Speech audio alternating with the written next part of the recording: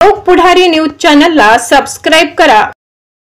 नवापूरमधील नागेश्वर महादेव मंदिरापासून दरवर्षी श्रावण महिन्यातील तिसऱ्या सोमवारी गायमुखला जाण्यासाठी कावड यात्रेला सुरुवात झाली।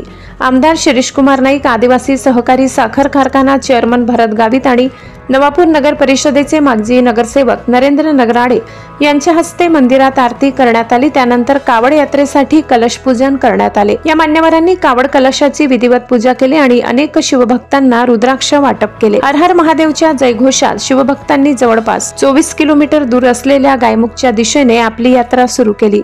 शहरातील विविध भागामधून मार्गक्रमण करत भक्तांनी हर हर महादेवचा जयघोष करत सहभाग घेतला। यात्रेमध्ये सहभागी होणाऱ्या भक्तांसाठी रस्त्यात अनेक ठिकाणी पाणी आणि फळांची व्यवस्था करण्यात आली। एवढे आमदार शिरीष कुमार नाईक, आदिवासी सहकारी साखर कारखाना चेअरमन भरत गावित, पोलीस निरीक्षक अभिषेक पाटील, माजी नगराध्यक्षा हेमलता पाटील, माजी नगरसेवक नरेंद्र नगराडे, माजी उपनगराध्यक्ष प्रकाश पाटील, माजी नगरसेवक अजय पाटील, राजू गावित, हेमंत जाधव, हेमंत पाटील, शंकर दर्जी आणि इतर अनेक शिवभक्त उपस्थित होते।